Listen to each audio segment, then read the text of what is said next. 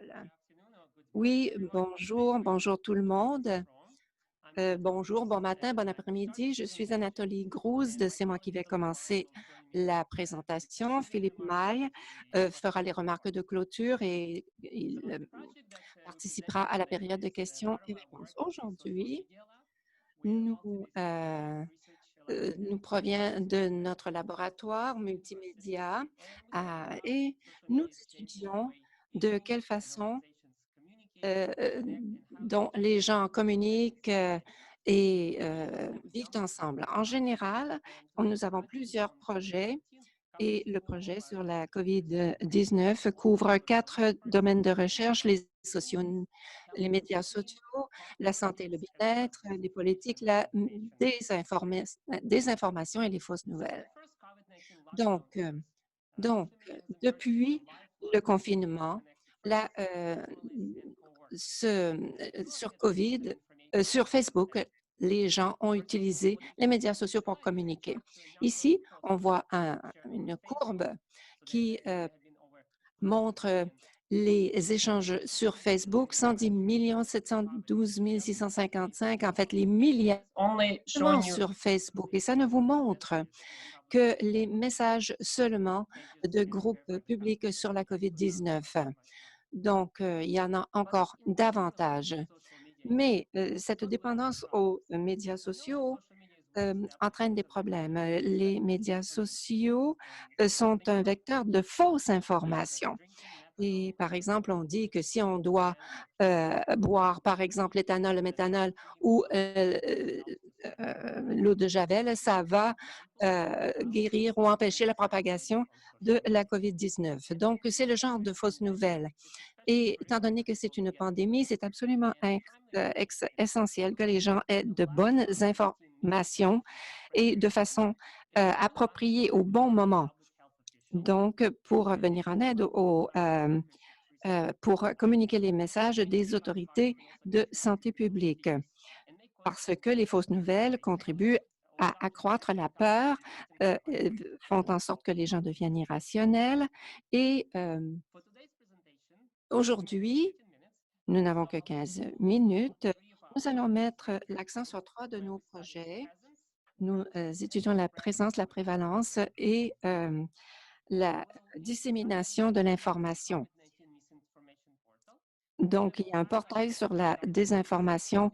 Nous allons parler d'un sondage que nous avons fait sur la consommation de nouvelles et nous allons conclure en discutant de notre approche sur la façon de classifier ces fausses nouvelles. Donc, notre portail est un projet que nous avons entrepris au début de l'année, financé par le gouvernement du Canada, les instituts de recherche sur la santé. Et le but de ce portail est double. Nous voulons identifier les sources et offrir au Canada des renseignements utiles. Et c'est un travail qui est en cours. Nous avons des scientifiques, des professionnels de la communication, des responsables du développement et nous voulons offrir des tableaux de bord en temps réel sur les renseignements. Donc, ça ressemble à ceci, vous l'avez à l'écran. Donc, ça aide les gens à avoir accès à de bonnes sources, des sources fiables d'informations.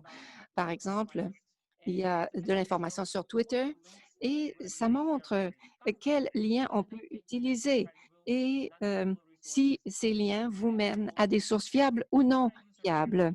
Et on voit aussi, on essaie d'estimer si dans les échanges, les renseignements sont vrais ou non. Ensuite, nous avons des statistiques et d'autres informations sur la pandémie à l'échelle mondiale. Nous offrons des vidéos utiles pour comprendre la propagation de la pandémie. Comme je l'ai dit, nous faisons un sondage en ligne.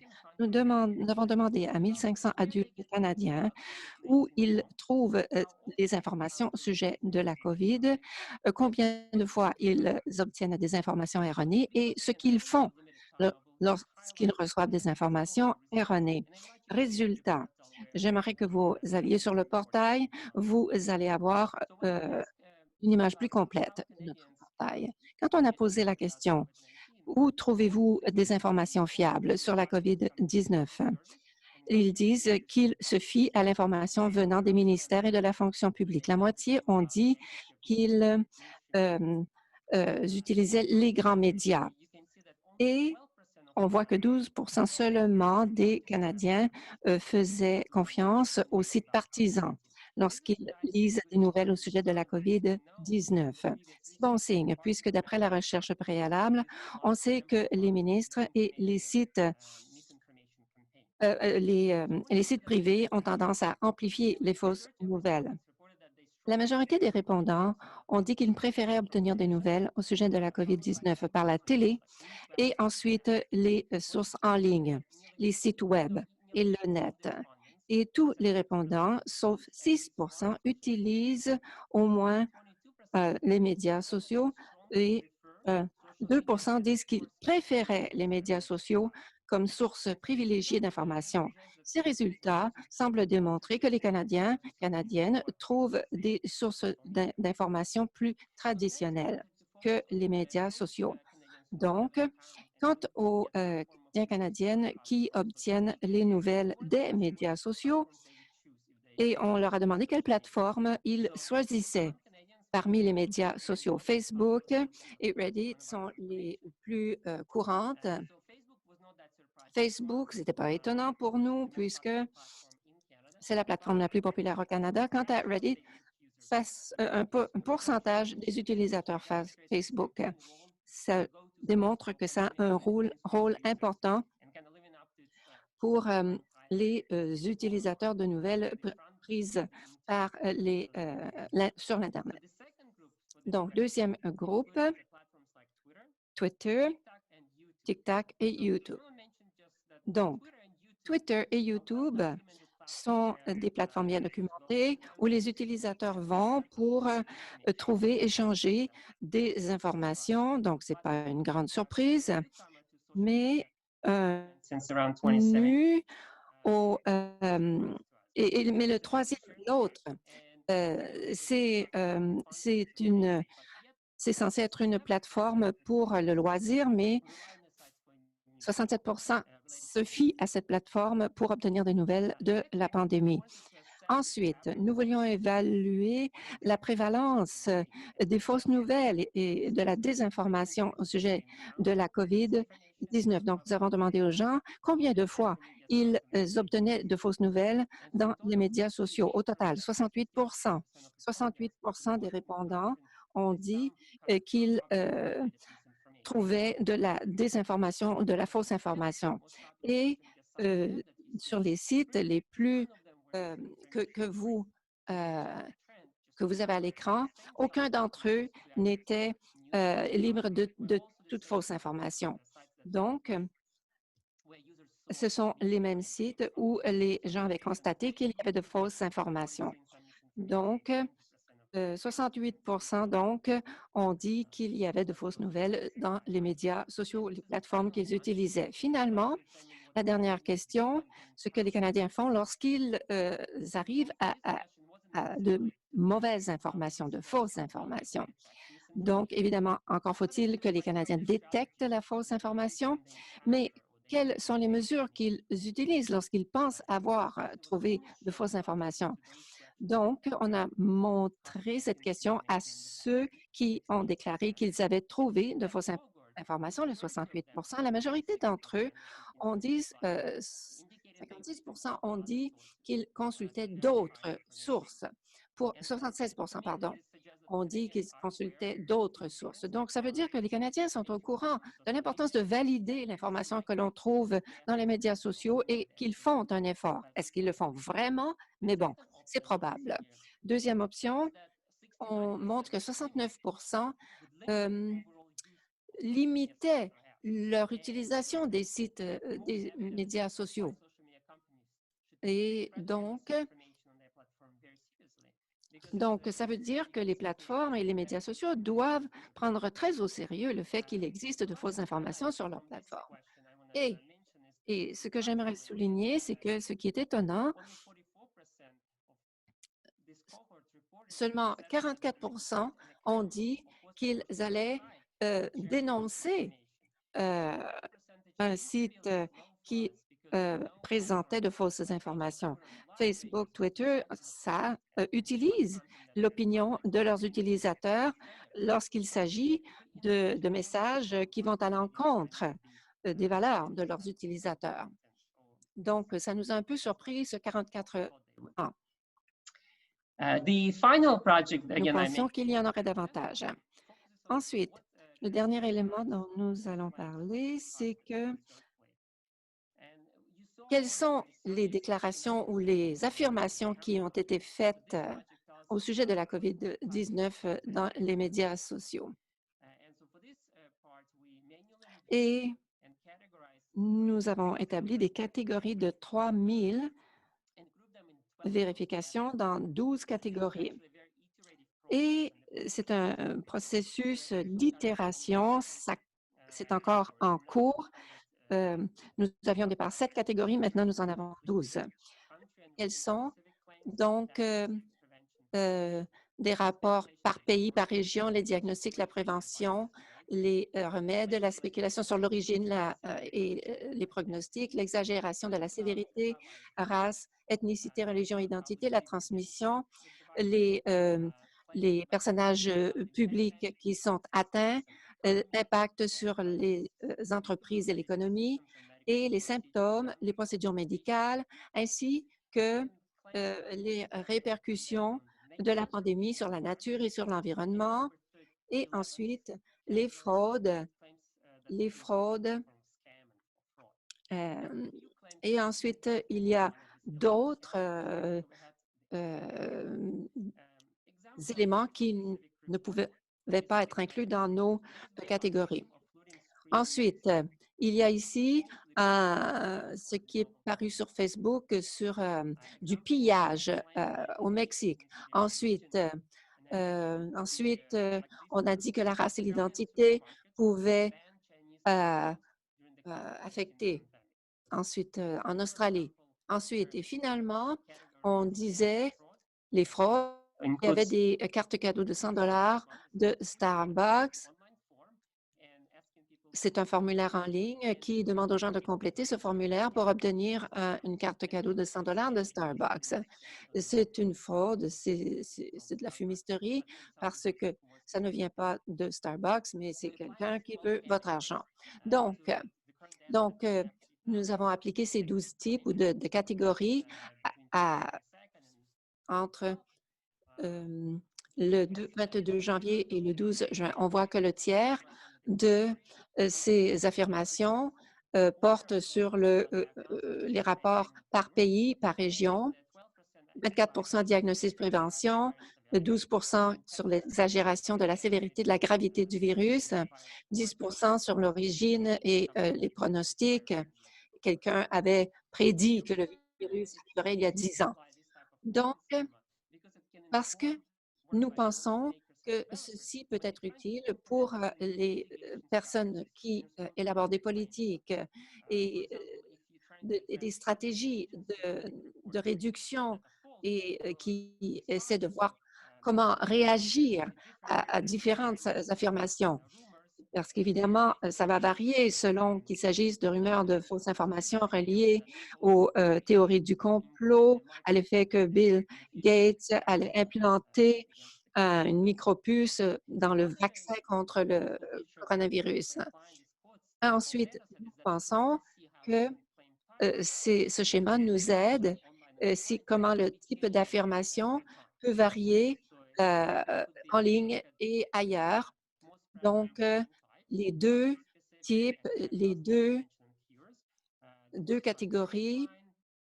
Donc, on voit le nombre de déclarations sur différents types de déclarations dans le temps. En mars et ensuite en avril, mai, et on voit qu'il y avait davantage d'affirmations portant sur les pays d'origine ou la région d'origine et il y avait de fausses affirmations à l'effet que certains types de populations ne respectaient pas, par exemple, le confinement. Donc, si vous voulez davantage d'informations sur ces catégories, vous pouvez aller sur notre portail. Philippe May va maintenant parler des répercussions de ce projet et du travail que nous avons l'intention de faire à l'avenir. Philippe, merci. Est-ce que tout le monde m'entend? Très bien. Après avoir travaillé avec ce genre de contenu depuis les 3 mois et demi qui viennent de s'écouler, voici ce que nous pensons que le public devrait savoir. Les agences de santé publique et les représentants élus contribuent à ce grand nombre d'informations. Il faut voir que le virus évolue, il y aura davantage de données et, et il faut faire attention de ne pas utiliser certains commentaires passés à l'effet que le gouvernement mentait ou n'était pas transparent.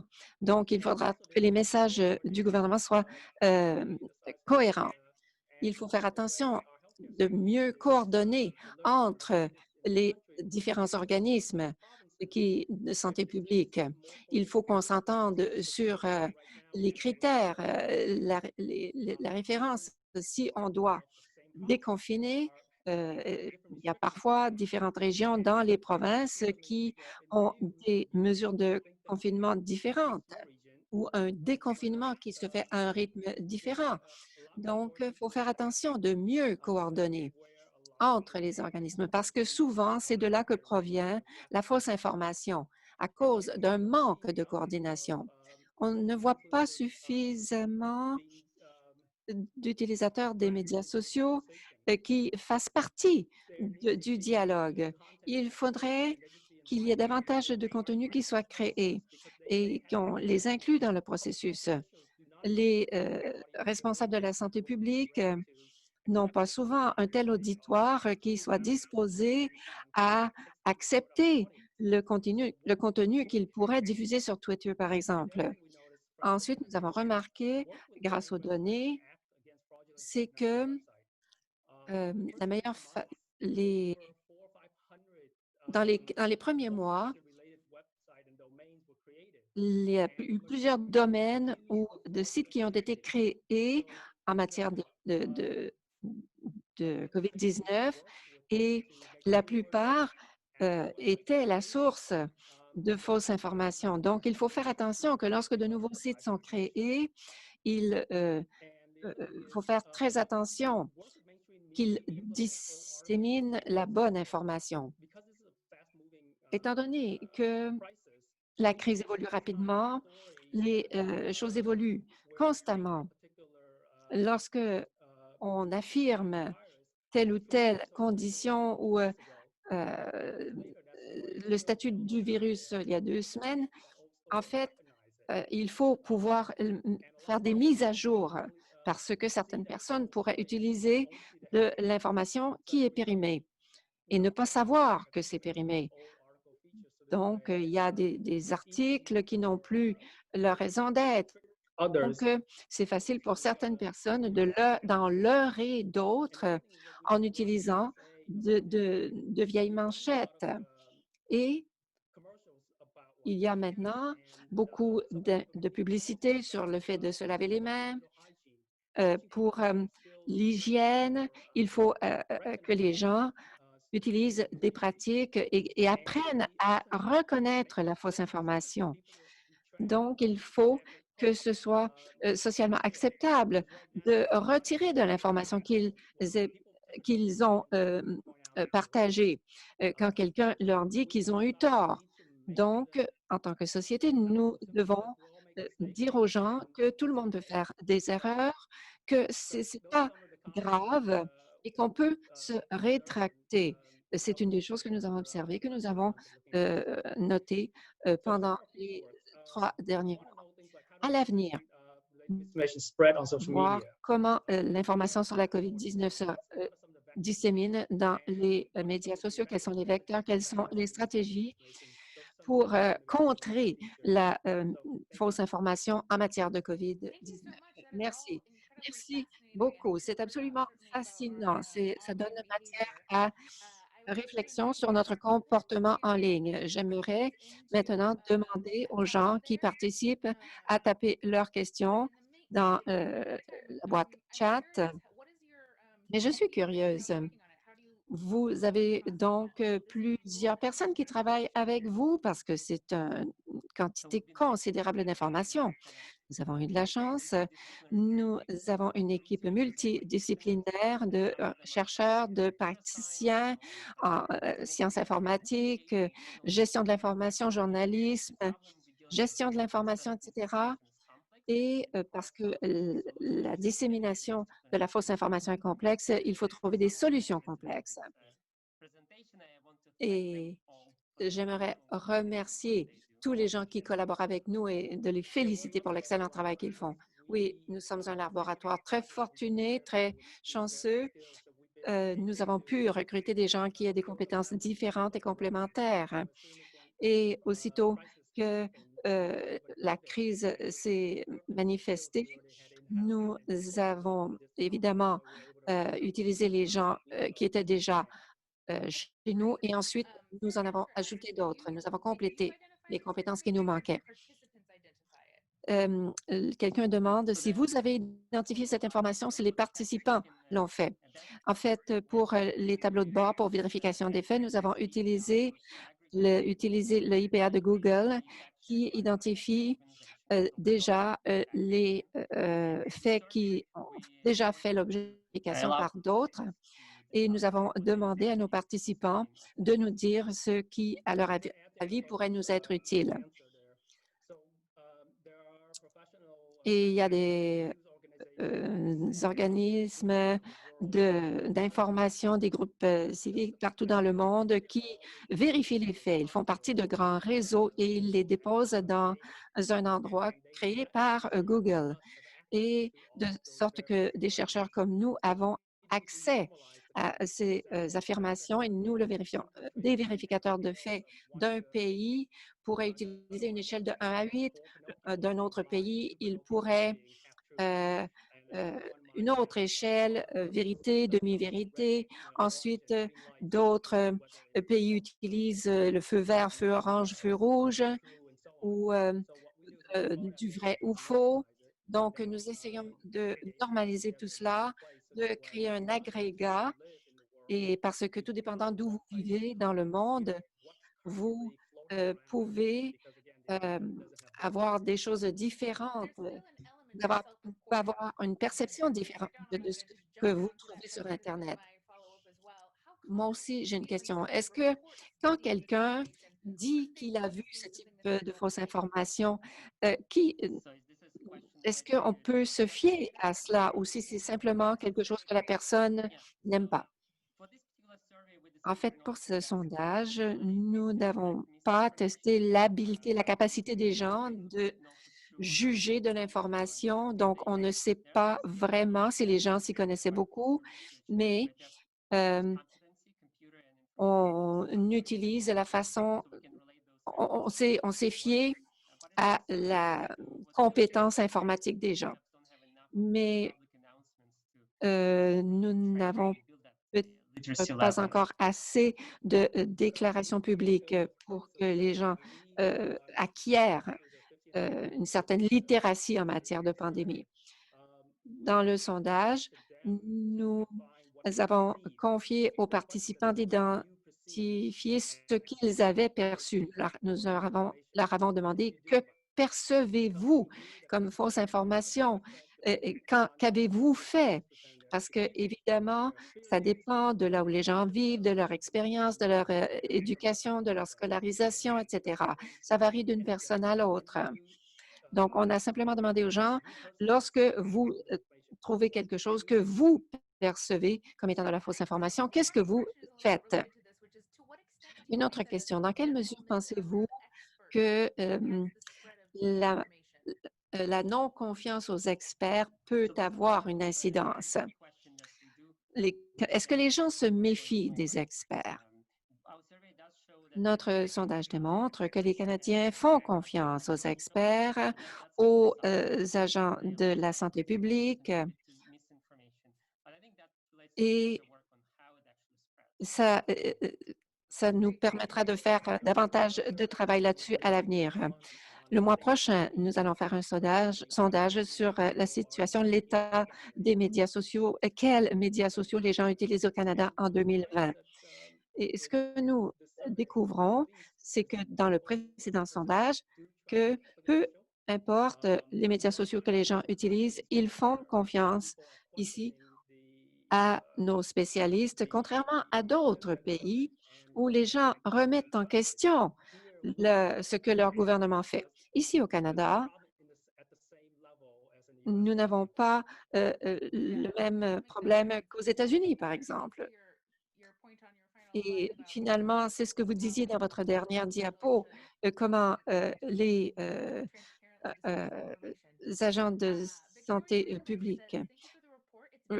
Madame Rubin dit: «Merci pour votre rapport, c'est une mine d'informations. Est-ce que vous pourriez nous donner un exemple des 12 catégories, par exemple?» Donner des exemples? Oui. Donc, dans la catégorie «Autres», qu'est-ce que vous trouviez là-dedans? En fait, il n'y avait qu'une douzaine d'affirmations, qui ne pouvaient pas s'inscrire dans les 12 catégories identifiées. Je n'ai pas vraiment de réponse à cette question. Des 3000 des vérifications de faits que nous avons identifiées dans la base de données, quand on a voulu les inscrire, dans les différentes catégories, il y en avait 11 qui étaient facilement identifiables. Il y en a d'autres qui étaient complètement éclatés, mais je ne peux pas vous donner d'exemple précis. C'est une catégorie vraiment trop petite pour être subdivisée.